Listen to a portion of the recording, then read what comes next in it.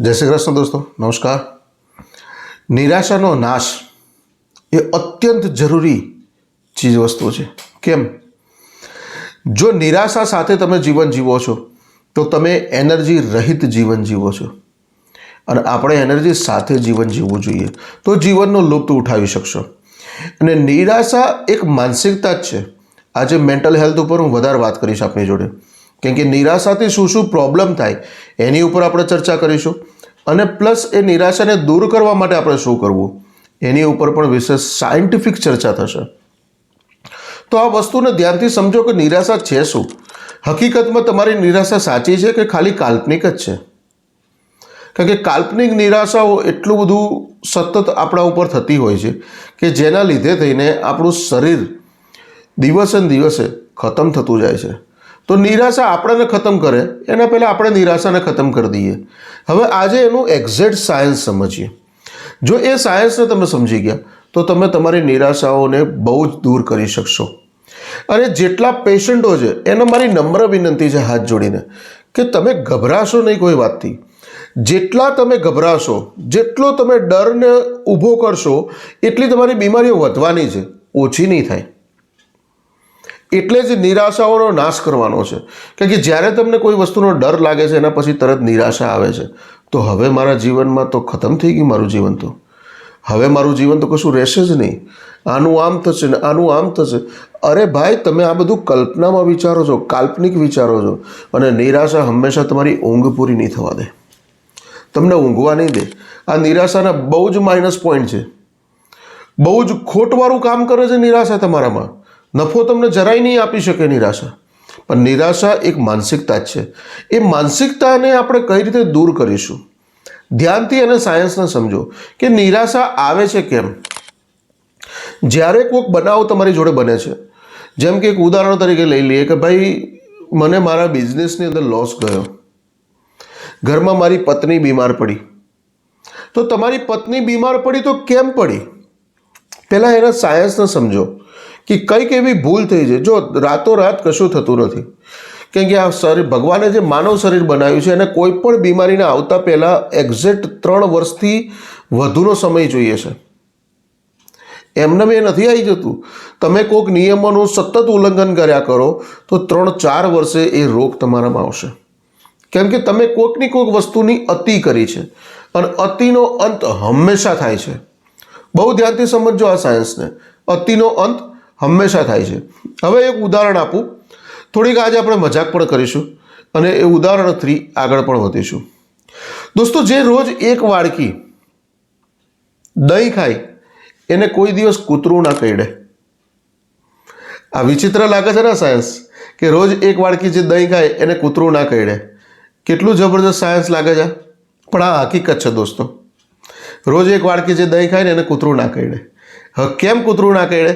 કારણ કે જે રોજ એક વાડકી દહીં ખાતું હોય ને એના ઘૂંટણ ખતમ થઈ ગયા હોય, એટલે એ માણસ લાકડી લઈને જ ફરતો હોય. બહુ ધ્યાનથી સમજો આ સાયન્સને.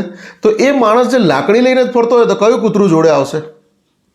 પણ એમણે અતિ કરી શેની? દહીં ખાવાની.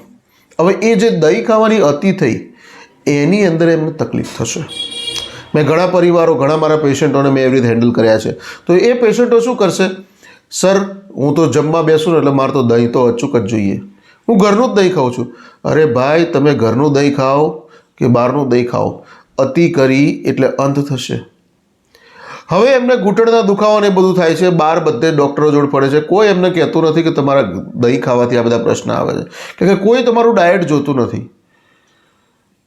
એ શું કરે છે? ઘૂંટણનો તકલીફ થઈ, જોઈ લીધો, એક્સરે પાડ્યો, ભાઈ આને ઓપરેશન કરવું પડશે.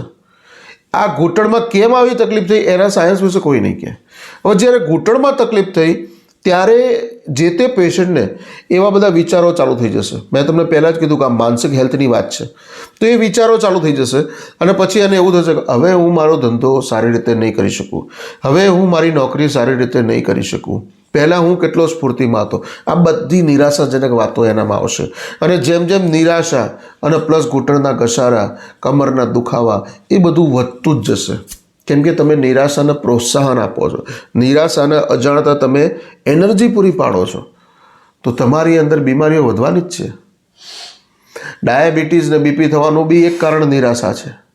કેમ આ નિરાશાઓને તમે આટલી બધી પોષી છે? જાણે તમારું દીકરી હોય એમ નિરાશાને તમે તો ઉછેર કરો છો, કારણ કે તમે જ એને એ એનર્જી પૂરી પાડો છો. એનાથી વિપરીત જો કોઈક તમે સાયન્સને સમજતા હોય, થોડાક સાયન્સને, જો તમે તમારા સાધનની અંદર, તમારા બાઇકની અંદર, તમારી કારની અંદર તમે એક લિમિટથી વધારે નથી નાખતા, તો તમારા દિમાગની અંદર એક લિમિટથી વધારે કેમ નાખો છો? એની પેટ્રોલની ટાંકી છે કે ભાઈ 40 લીટરની ટાંકી, 40 લીટર પછી 40.1 જશે ને તો ઉભરાઈ જશે. પણ આ દિમાગની અંદર, આ પેટની અંદર નાખ જ કરો છો. કેમ? કારણ કે એની કેપેસિટી 2 રોટલીની કે 3 રોટલીની છે, છતાં તમે 5 ને 6 નાખશો ને તો એ એડજસ્ટ કરશે. કરે છે ને? પણ એના પછી પાછળ શું થશે એ વિચાર્યું છે કોઈ દિવસ? આ એક કારણ આ પણ છે, ઓવર ઇટિંગ. અને જ્યારે માણસ નિરાશામાં હોય ને ત્યારે બહુ ખાખા કરે, ત્યારે એને ભાન નથી રહેતું. આ બહુ જ માઇનસ પોઈન્ટ છે. ત્યારે એને ભાન નથી રહેતું, હંમેશા એમ જ થાય બસ ખાઉં, બસ ખાઈ જ લઉં, કંઈકનું કંઈક ખાઈ લઉં. અને હંમેશા ક્યાંય પણ ફરતો હોય તો ખાધા જ કરતો હોય. અને એ નિરાશાની બહુ મોટી નિશાની છે. નિરાશામાં તમારું એનર્જી લેવલ બહુ જ ડાઉન થાય છે. તમે એક રોજબરોજનું કામ જે પહેલાં સ્ફૂર્તિથી કરી શકતા હતા એ બધું જ કરવાનું બંધ થઈ જાય છે. શેના લીધે થઈને? નિરાશાના લીધે. અને નિરાશા એ ભાવ છે. ઇમોશનલ હેલ્થનું એક ભાગ નિરાશા પણ છે. તો જ્યારે એ ભાવને તમે દૂર કરવામાં આવે, એ ભાવને દૂર કરવા માટે તમારે પણ કંઈક કરવું પડશે. ત્યારે એ નિરાશામાંથી બીમારીઓ જન્મવાનું ચાલુ થશે જો એ ભાવ તમે દૂર નહીં કરો તો. તમારે એટલા અવેર તો થવું પડશે કે નિરાશાનો નાશ તો કરવો જ પડશે, નહીં ચાલે. અને એ જ બધું કામ અમે છેલ્લા 16 વર્ષથી દરેક પેશન્ટોને કરાવીએ છીએ કે માણસ, દરેક જે પેશન્ટો કેમ થાય છે, એની અંદર નિરાશાનો ભાવ આવ્યો, એના પછી બીમારીઓ પેદા થઈ. એ બીમારીઓ પેદા થઈ અને શું તમારી નિરાશા સાચી છે કે કાલ્પનિક છે એ તો પહેલાં ચકાસો. તમારી જોડે જે વસ્તુઓ છે, ઘણા લોકો તો એ વસ્તુ વગર વર્ષોથી જીવે છે અને તમને એ વસ્તુ નથી, એની નિરાશા છે. મારું પોતાનું ઘર નથી, મારી પોતાની ગાડી નથી, એના વગર તો કેટલા લોકો જીવે છે. સમજો તમે આ વસ્તુને. મારા લગ્ન હજી સુધી થયા નથી. અરે ભાઈ, લગ્ન કર્યા વગર કેટલા લોકો જીવે છે. આ નિરાશા લેવાનો મુદ્દો છે જ નહીં.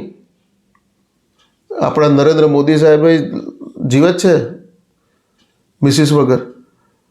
અને એવા તો ઘણા લોકો છે.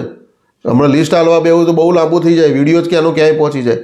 પણ એ વસ્તુને ટૂંકમાં મારો તમને જે સમજાવવાનો અર્થ છે એ સમજો કે તમને પહેલાં તો કઈ નિરાશા છે, એ નિરાશાને પકડો. અને આગળના ભવિષ્યમાં હું નિરાશા ઉપર બધી બહુ વાતો કરવાનો છું, તાકી તમારા જીવનમાંથી નિરાશા પણ હંમેશા માટે દૂર થઈ જાય. અને જો આ બધા સાયન્સને તમે શાંતિથી સમજી ગયા તો જીવનનો બેડો પાર થઈ જશે અને આત્મવિશ્વાસથી ભરી જશો. કારણ કે નિરાશાનું ઓપોઝિટ શું છે? નિરાશા નથી તો આત્મવિશ્વાસ છે. હવે એની માત્રા હોય છે કે ભાઈ આત્મવિશ્વાસ વધારે છે કે નિરાશા વધારે છે. જો નિરાશા વધારે થઈ તો તમને બીમારીઓ થશે અને આત્મવિશ્વાસ વધારે થયો તો તમે હેલ્ધી રહેશો, એનર્જેટ રહેશો. અને જીવનમાં એનર્જેટ રહેવા માટે તમારે નિરાશાઓનો નાશ કરવો જ જોઈએ. આ એનો સાયન્સ છે. નિરાશાથી તમારા મગજની અંદરથી જે વેવ્સ છૂટે છે, તમારા મગજની અંદરથી જે ઓર્ડર છૂટે છે બોડીને વર્ક કરવા માટે, એ બધા જ નેગેટિવ છૂટે છે. કારણ કે તમે નિરાશ છો. પહેલું જ કદમ નિરાશામાં ઉઠાવો છો. ઉદાહરણ તરીકે તમને એવું કહી દઉં કે ડાયાબિટીસવાળો પર્સન છે અને કંઈક મીઠાઈ જોઈ કે એમને મીઠાઈ ખાવાનું બહુ ગમે છે, પણ મીઠાઈ જોયા પછી તરત જ એમના દિમાગની અંદર એ થશે કે આ ગળ્યું ખાવાથી મને ડાયાબિટીસ વધશે. પહેલો જ નિરાશાનો ભાવ. તો ખરેખર વધશે. હવે તો વધવાનો જ છે. કેમ? કારણ કે પહેલું જ તમે શું વિચારી લીધું.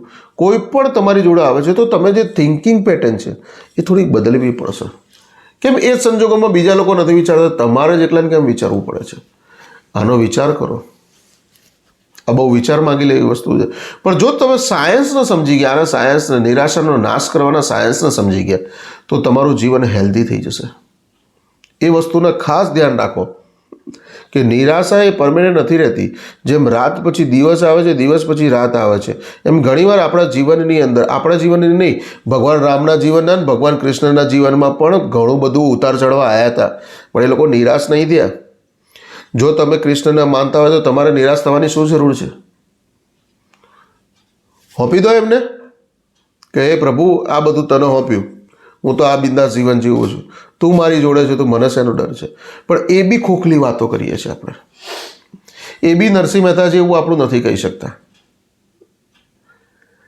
ત્યારે નરસિંહ મહેતાની હુંડી સ્વીકારી હતી કૃષ્ણ ભગવાને. ત્યારે બોડાળા માટે દ્વારકાથી ડાકોરમાં આવ્યા હતા. બહુ ધ્યાનથી સમજો આ બધી વસ્તુઓને, કે એ લોકોના જીવનમાં નથી નિરાશા, પણ એક ભરોસો પણ હતો. તો તમે પણ એ રીતે જીવન જીવો. શું કરવા બધા ટોપલા પોતાના જ માથે લઈને ફરો છો? આ પણ એક નિરાશાનો મોટામાં મોટો, નિરાશાને આમંત્રણ કરવાનો ઉપાય છે. પણ આપણે નિરાશાને આમંત્રણ કરવાનો ઉપાય નહીં કરતો. અજાણતા તો તમે એ જ કર્યું છે, નિરાશાને જ એક્સેપ્ટ કરી રાખી છે કે આવો આવો આવો. શું કરવા આવું કરો છો? અને પછી બીમારીઓનો પાર નથી રહેતો. બાજુવાળો ઝઘડો એમાં ટેન્શન તમે લો છો. આવું કાશ મને થયું હોત તો. કોઈક રોડ ઉપર જતા હોય ને કોઈક એક્સિડન્ટ થાય છે તો તમે તરત ને તરત એને પોતાની કલ્પનાઓમાં તમે વિચારવાનું ચાલુ કરી દો છો કે આવો એક્સિડન્ટ મને થયો હોત તો. અરે ભાઈ, કશું નથી થયું, તમે તો ઊભા છો, તમને કશું નથી થયું. પણ આ બધી જે વાતો, આ બધું જે લેવાની જે પેટર્નો દિમાગની અંદર તમે ખોટી બનાવી દીધી છે, એના હિસાબે નિરાશાઓ બહુ જ આવે છે. અને નિરાશાનો નાશ કરવો અત્યંત જરૂરી છે. કારણ કે નિરાશા સાથે કોઈ જ હેલ્ધી જીવન જીવી નથી શક્યું અત્યાર સુધી. એક પણ એવો કેસ નથી કે જે નિરાશા સાથે સ્વસ્થ જીવતો હોય. નિરાશાઓ આમંત્રણ આપશે અને આપશે. જો આપ બી કોઈ એવા ડિપ્રેશન કે એવા નિરાશાથી પીડિત હો તો આવો અમને કન્સલ્ટ કરો. તમારી નિરાશાને દૂર કરવાનું કામ અમે કરીશું. અંતમાં જય હિન્દ, વંદે માતરમ.